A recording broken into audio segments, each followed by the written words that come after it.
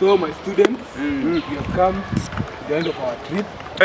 So unafanyia nani? Extra. Excuse me. Si umetuambia tunaenda ngoja mimi ndo naongea. So tumekuja. Naona hata mnalamba ice cream. Yes. Mmefurahia? So umefurahia? Mimi bado hatujakula ile kuku. Kuku? Kuku utakula.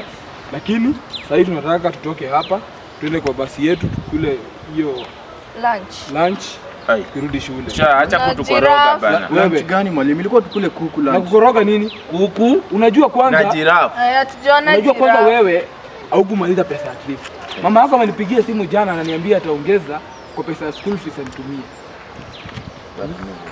Hakuna giraffe. Wewe umeona giraffe wapi? Pesa hakuna. Mwalimu tulitoa 2500. Exactly. Hiyo si inaweza kupeleka nyumbani kurudisha. Lakini mwalimu, hii ilikuwa trip. Hii ni trip. Mmekula ice cream. Nani amenunua? Hii kwanza kila mtu amekula ni ya 400. 400. Aje sasa tucha.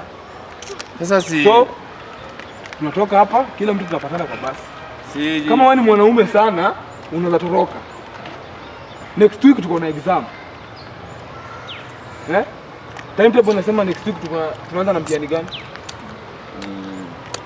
Shana kesho tungeenda tuone. Wewe tukifika shule tutafute staff room. Sawa? Twendeni. Cheki wase.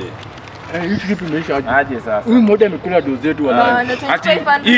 Hii kitu ni 400 wewe ukiona. Ndio giraffe. Hii hapa imeandikwa 15. Ndio kuku.